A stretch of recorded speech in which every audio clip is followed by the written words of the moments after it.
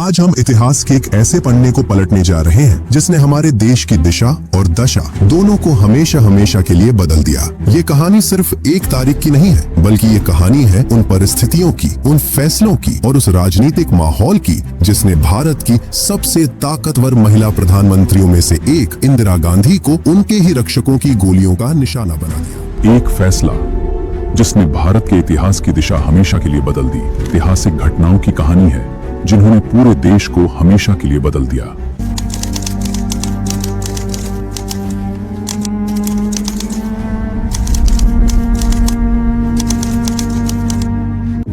साल 1984 के कुछ साल पहले की, जब भारत अपनी आजादी के 3 दशक पूरे कर चुका था। देश तरक्की की राह पर था, लेकिन उसी समय देश के एक बेहद समृद्ध और सीमावर्ती राज्य पंजाब में कुछ ऐसी हवाएं चल रही थीं जो आने वाले एक बड़े तूफान का इशारा कर रही थीं। पंजाब की राजनीति हमेशा से बेहद दिलचस्प रही है। वहां एक तरफ शिरोमणि अकाली दल था जो सिखों और पंजाब के अधिकारों की बात करता था, तो दूसरी तरफ केंद्र में सत्तासीन कांग्रेस पार्टी थी। 1970 के दशक के आखिरी सालों में अकालियों ने अपनी मांगे तेज कर दी थी। वे आनंदपुर साहिब प्रस्ताव के जरिए केंद्र सरकार से पंजाब के लिए ज्यादा स्वायत्तता, पानी के अधिकारों का सही बंटवारा और चंडीगढ़ को पूरी तरह पंजाब में शामिल करने जैसी मांगे कर रहे थे। इसी राजनीतिक खींचतान के बीच एंट्री होती है एक ऐसे शख्स की जिसका नाम था जरनैल सिंह भिंडरावाले। भिंडरावाले कोई पारंपरिक राजनेता नहीं थे, वे दमदमी टकसाल के प्रमुख थे। शुरुआत में वे सिर्फ एक धार्मिक उपदेशक थे जो गांवों में जाकर लोगों को नशे से दूर रहने, अपनी दाढ़ी और बाल न काटने और सिख धर्म के मूल सिद्धांतों का पालन करने की सीख देते थे। भिंडरावाले की आवाज में एक गजब का आकर्षण था। उनकी बातें बेहद सीधी, सरल और ग्रामीण भाषा में होती थीं, जो पंजाब के नौजवानों के दिलों को सीधे छूती थीं। अब यहाँ राजनीति का एक ऐसा पहलू आता है जिसे समझना बहुत जरूरी है। इतिहासकार बताते हैं कि उस समय पंजाब की राजनीति में अकाली दल के बढ़ते प्रभाव को कमजोर करने के लिए केंद्र की सत्ता और कुछ स्थानीय नेताओं ने अनजाने में भिंडरावाले को थोड़ा बढ़ावा दिया। उन्हें लगा कि भिंडरावाले के जरिए अकालियों के वोट बैंक को बांटा जा सकता है, लेकिन राजनीति का ये खेल कितना खतरनाक हो सकता है, इसका अंदाजा शायद उस समय किसी को नहीं था। धीरे धीरे भिंडरावाले का कद इतना बढ़ गया कि वे किसी के नियंत्रण में नहीं रहे। वे अब सिर्फ धार्मिक बातें नहीं कर रहे थे, बल्कि वे सिखों के साथ हो रहे कथित भेदभाव और उनके अधिकारों की बात बेहद उग्र तरीके से करने लगे थे। पंजाब के युवाओं का एक बड़ा वर्ग उनके पीछे खड़ा हो गया था। 1980 के दशक की शुरुआत होते होते पंजाब का माहौल बिगड़ने लगा और हिंसक घटनाएं बढ़ने लगी। जो कोई भी भिंडरावाले या उनके विचारों के खिलाफ बोलता, उसकी जान पर बनाती। जालंधर के मशहूर अखबार संपादक लाला जगत नारायण की हत्या और उसके बाद अमृतसर के दरबार साहिब के ठीक बाहर पंजाब पुलिस के DIG AS अटवाल की दिन दहाड़े हत्या ने पूरे देश को झकझोर कर रख दिया। पुलिस और प्रशासन के हौसले पस्त हो चुके थे। हालात इतने खराब थे कि कोई भी गवाह भिंडरावाले के खिलाफ बोलने को तैयार नहीं था। भिंडरावाले ने कानून के शिकंजे से बचने के लिए स्वर्ण मंदिर परिसर के भीतर शरण ले ली थी। पहले वे गुरु नानक निवास में रहे और बाद में वे सिखों की सर्वोच्च संस्था अकाल तख्त के भीतर चले गए। स्वर्ण मंदिर परिसर के भीतर भारी मात्रा में आधुनिक हथियार पहुंचने लगे थे। इन हथियारों को व्यवस्थित करने और परिसर की सुरक्षा को एक किले की तरह मजबूत करने का काम किया था मेजर जनरल शाहबेग सिंह ने। शाहबेग सिंह भारतीय सेना के एक बेहद काबिल अधिकारी रह चुके थे, जिन्होंने 1971 के बांग्लादेश युद्ध में मुक्ति वाहिनी को ट्रेनिंग देने में बहुत बड़ी भूमिका निभाई थी। लेकिन बाद में सेना से कुछ विवादों के चलते बर्खास्त होने के बाद वे भिंडरावाले के साथ जुड़ गए और उन्होंने अपनी पूरी सैन्य कुशलता का इस्तेमाल स्वर्ण मंदिर को एक अभेद्य किले में बदलने के लिए कर दिया। इधर दिल्ली में बैठी प्रधानमंत्री इंदिरा गांधी के सामने एक बहुत बड़ी दुविधा थी। एक तरफ देश की अखंडता और कानून व्यवस्था खतरे में थी, तो दूसरी तरफ सिखों का सबसे पवित्र धार्मिक स्थल था। इंदिरा गांधी अच्छी तरह जानती थी कि स्वर्ण मंदिर के भीतर सेना भेजने का मतलब होगा पूरी सिख कौम की धार्मिक भावनाओं को गहरी ठेस पहुंचाना। उन्होंने इस मामले को शांति से सुलझाने की आखिरी समय तक कोशिश की। कई दौर की गुप्त बातचीत हुई, कई दूत अमृतसर भेजे गए ताकि भिंडरावाले को मनाया जा सके और वो शांति से आत्मसमर्पण कर दे। लेकिन भिंडरावाले की शर्तें इतनी सख्त थीं कि कोई भी समझौता होना नामुमकिन हो गया। पंजाब में हालात अब पूरी तरह से काबू से बाहर हो रहे थे। उग्रवादियों ने समानांतर सरकार जैसी स्थिति बना ली थी। आखिरकार भारी मन और कड़े इरादों के साथ इंदिरा गांधी ने वो फैसला लिया जिसने इतिहास की धारा को हमेशा के लिए मोड़ दिया। उन्होंने भारतीय सेना को स्वर्ण मंदिर परिसर को उग्रवादियों से मुक्त कराने का आदेश दे दिया। इस सैन्य अभियान को नाम दिया गया ऑपरेशन ब्लू स्टार। सेना के अधिकारी भी जानते थे कि ये ऑपरेशन उनके जीवन का सबसे कठिन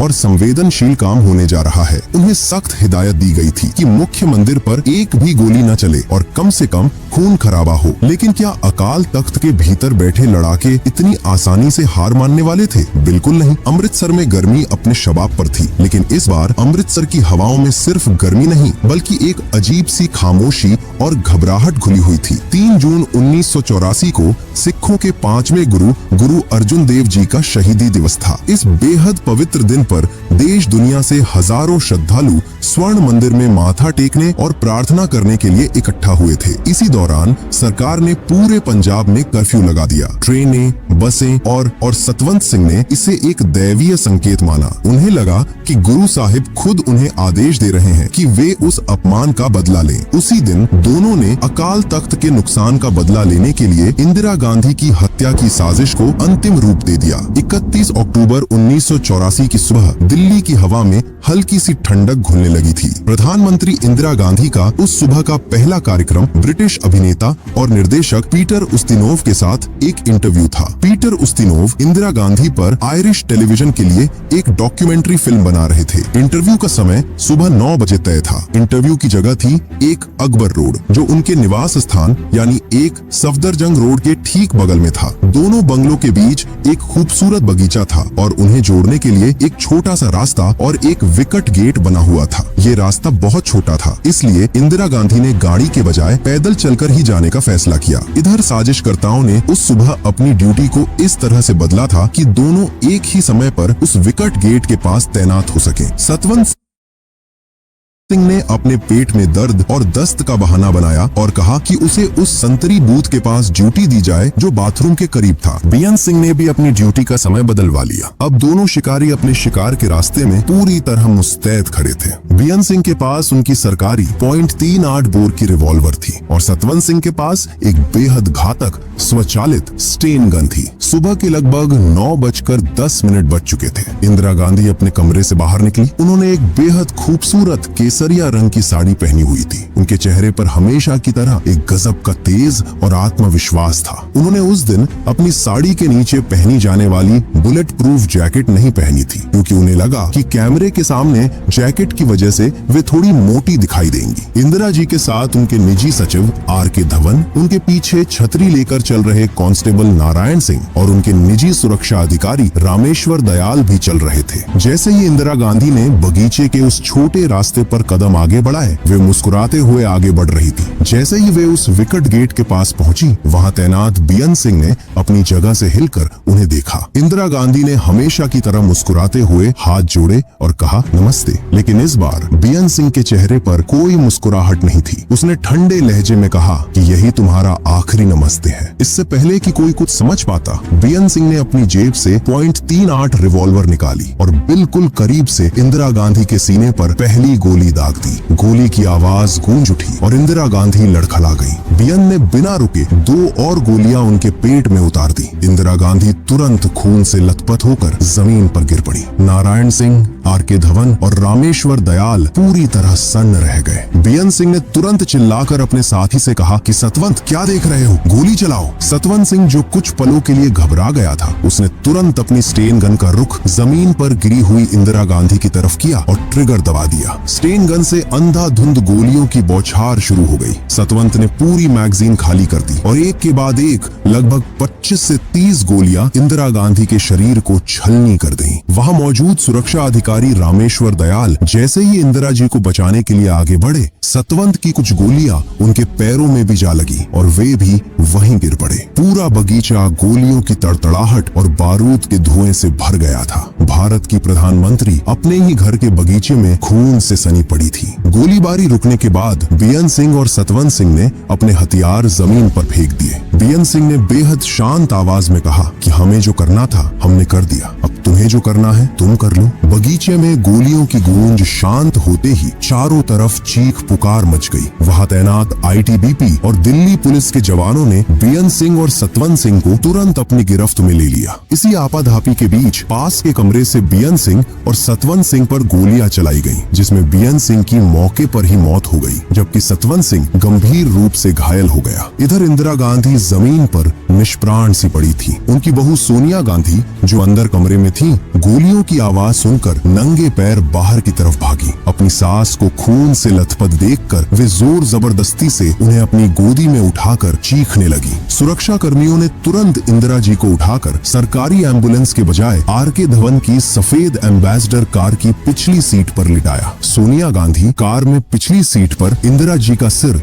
अपनी गोद में रखकर बैठ गई। कार के फर्श पर और सोनिया गांधी के कपड़ों पर खून ही खून बह रहा था। बिना किसी पूर्व सूचना के कार सुबह करीब 9:32 बजे all India institute of medical sciences पहुंची। अस्पताल प्रशासन पूरी तरह हैरान था कि देश की प्रधानमंत्री इस हालत में वहां लाई गई है। तुरंत डॉक्टरों की एक बड़ी टीम इंदिरा गांधी को बचाने की कोशिश में जुट गई। उन्हें तुरंत कार्डियोथोरेसिक वार्ड में ले जाया गया। डॉक्टरों ने पाया कि गोलियों ने उनके शरीर के भीतर तबाही मचा दी थी। गोलियों की वजह से उनके फेफड़े, लिवर और बड़ी आंत पूरी तरह फट चुके थे। उनकी बड़ी आंत में ही डॉक्टरों को लगभग 12 छेद मिले। उनकी धड़कन वापस लाने के लिए डॉक्टरों ने उन्हें हार्ट लंग मशीन पर रखा। उनके शरीर में खून का एक भी कतरा नहीं बचा था, इसलिए लगातार उनके ग्रुप का खून चढ़ाया जाने लगा। कुल मिलाकर उन्हें लगभग 80 बोतलें खून चढ़ाया गया, लेकिन गोलियों का नुकसान इतना ज्यादा था कि दुनिया की कोई भी तकनीक उन्हें गाड़ियां रोक दी गई, फोन लाइनें काट दी गई और मीडिया पर पूरी तरह सेंसरशिप लागू कर दी गई। स्वर्ण मंदिर परिसर अब बाहरी दुनिया से पूरी तरह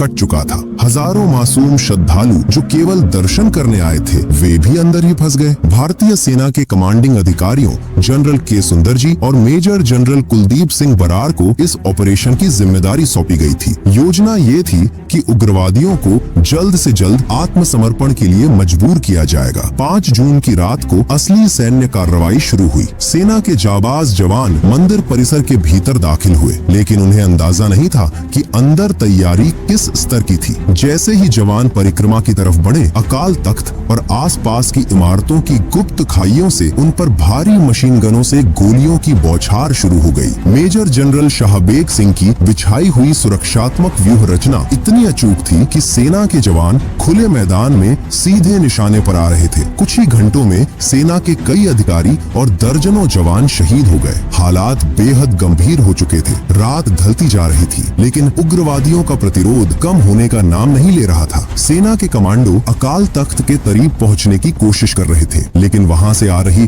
भारी गोलाबारी के कारण आगे बढ़ना नामुमकिन हो गया था। तब एक ऐसा फैसला लिया गया जिसकी उम्मीद खुद इंदिरा गांधी को भी नहीं रही होगी। 6 जून की सुबह अकाल तख्त की मजबूत दीवारों को भेदने के लिए विजयंत टैंकों को परिसर के भीतर लाने का आदेश दिया गया। टैंकों से अकाल तख्त पर गोलाबारी शुरू हुई। अकाल तख्त की ऐतिहासिक और बेहद खूबसूरत इमारत का एक बड़ा हिस्सा ढहने लगा। गोलाबारी शांत होने के बाद जब सेना अकाल तख्त के भीतर दाखिल हुई तो वहां जरनैल सिंह भिंडरावाले, मेजर जनरल शाहबेग सिंह और भाई अमरीक सिंह के शव मिले। स्वर्ण मंदिर परिसर अब खाली हो चुका था, लेकिन इस अभियान की जो कीमत देश को चुकानी पड़ी वो बेहद दर्दनाक थी। सरकारी आंकड़ों के अनुसार इस ऑपरेशन में 83 सैनिक शहीद हुए थे और लगभग 492 लोग मारे गए थे, जिनमें उग्रवादी और आम श्रद्धालु दोनों शामिल थे। हालांकि गैर सरकारी आंकड़े इस संख्या को कहीं अधिक बताते हैं, परंतु इस ऑपरेशन का असली प्रभाव केवल मौतों के आंकड़ों तक सीमित नहीं था। इसका सबसे बड़ा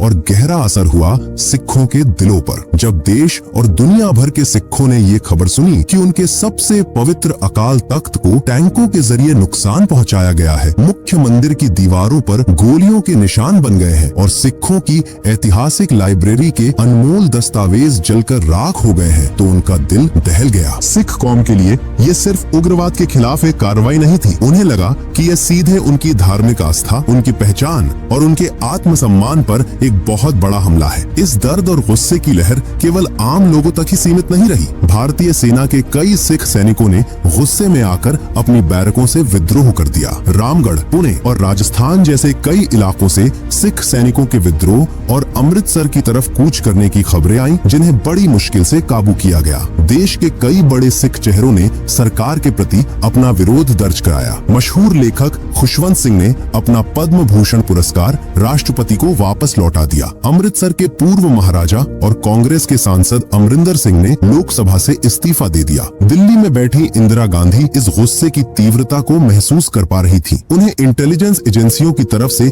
लगातार ऐसी रिपोर्टें मिल रही थीं कि उग्रवादी संगठन और कुछ नाराज तत्व उनसे इस ऑपरेशन का बदला लेने की फिराक में हैं। इंटेलिजेंस ब्यूरो ने प्रधानमंत्री की सुरक्षा का जायजा लिया और एक बेहद गोपनीय रिपोर्ट इंदिरा गांधी को सौंपी। इस रिपोर्ट में साफ लिखा था कि प्रधानमंत्री की सुरक्षा में तैनात सभी सिख सुरक्षा कर्मियों को तुरंत प्रभाव से वहां से हटा दिया जाए, क्योंकि उन पर किसी भी समय भावनात्मक रूप से प्रभावित होकर हमला करने का खतरा मंडरा रहा है। इस रिपोर्ट पर इंदिरा गांधी ने एक बेहद ऐतिहासिक और भावुक टिप्पणी लिखी। उन्होंने लिखा कि क्या हम धर्मनिरपेक्ष देश नहीं है? अगर हम अपने ही जवानों पर शक करने लगेंगे तो इस देश का ताना बाना बिखर जाएगा। उन्होंने इस सिफारिश को पूरी तरह खारिज कर दिया। उन्हें नहीं पता था कि उनका यही आदर्शवादी फैसला उनके लिए कितना घातक साबित होने जा रहा था। अब बात करते हैं उन दो किरदारों की जो इंदिरा गांधी के सुरक्षा घेरे का हिस्सा थे, बेअंत सिंह और सतवंत सिंह। बेअंत सिंह दिल्ली पुलिस में सब इंस्पेक्टर थे और पिछले लगभग 10 सालों से इंदिरा गांधी की निजी सुरक्षा में तैनात थे। वे इंदिरा जी के इतने भरोसेमंद थे कि उन्हें उनके परिवार का हिस्सा माना जाता था। इंदिरा जी अक्सर उनके बच्चों के बारे में पूछती थीं और उनके प्रति बहुत स्नेह रखती थीं। दूसरे थे सतवंत सिंह, जो एक युवा कांस्टेबल थे और कुछ ही समय पहले उनकी ड्यूटी प्रधानमंत्री आवास पर लगी थी। ऑपरेशन ब्लू स्टार के बाद बेअंत सिंह के भीतर एक गहरा मानसिक बदलाव आया था। उनके रिश्तेदारों और विशेष रूप से उनके फूफा केहर सिंह ने उनके इस दर्द को और हवा दी। केहर सिंह एक कट्टर धार्मिक सोच वाले व्यक्ति थे, जिन्होंने बेअंत सिंह को लगातार ये एहसास कराया कि अपनी कौम के अपमान का बदला लेना उसका धार्मिक कर्तव्य है। बेअंत सिंह ने धीरे धीरे अपने साथ युवा कांस्टेबल सतवंत सिंह को भी इस साजिश में शामिल कर लिया। एक बेहद दिलचस्प घटना का जिक्र अदालती दस्तावेजों में मिलता है। सितंबर 1984 के शुरुआती दिनों में प्रधानमंत्री आवास के बगीचे के एक पेड़ पर एक बाज आकर बैठा। सिख इतिहास में बाज का बहुत बड़ा धार्मिक महत्व है, क्योंकि इसे 10वें गुरु गोविंद सिंह जी का प्रतीक माना जाता है। बेअंत सिंह बचा नहीं सकती थी। आखिरकार दोपहर 2:23 पर डॉक्टरों ने औपचारिक रूप से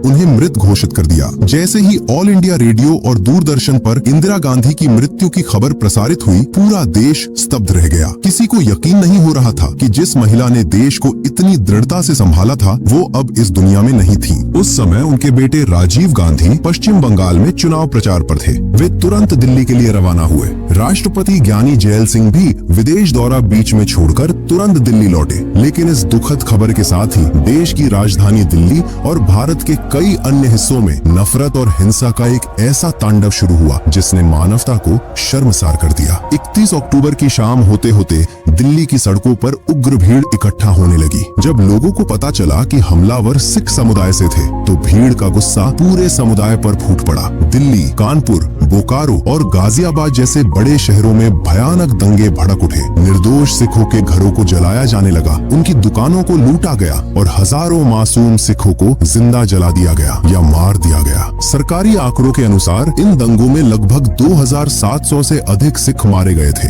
लेकिन स्वतंत्र मानवाधिकार संगठनों का मानना है कि ये संख्या 4000 से भी ऊपर थी। ये स्वतंत्र भारत के इतिहास के सबसे काले और दर्दनाक दंगों में से एक था। सिखों को अपने ही देश में अपनी जान बचाने के लिए राहत शिविरों और छिपने की जगहों की तलाश करनी पड़ी। इसी हिंसक माहौल के बीच 31 अक्टूबर की रात को ही राष्ट्रपति ज्ञानी जैल सिंह ने राजीव गांधी को भारत के नए प्रधानमंत्री के रूप में शपथ दिलाई। देश को शांत करने की कोशिशें शुरू हुई, लेकिन नफरत की वो आग बुझने में कई दिन लग गए। अब बात करते हैं इस मामले के कानूनी पहलू और अदालती कार्यवाही की। चूंकि बेअंत सिंह पहले ही मारा जा चुका था, पुलिस ने इस पूरी साजिश के पीछे के मुख्य किरदारों को खंगालना शुरू किया। घायल सतवंत सिंह का अस्पताल में इलाज चला और वो बच गया। पुलिस ने बेअंत सिंह के फूफा केहर सिंह और एक एक अन्य सुरक्षाकर्मी बलबीर सिंह को इस साजिश का हिस्सा होने के आरोप में गिरफ्तार किया। ये मुकदमा कई सालों तक भारतीय अदालतों में चला। देश के जाने माने वकीलों ने इस मामले में दोनों पक्षों की दलीलें रखी। अंततः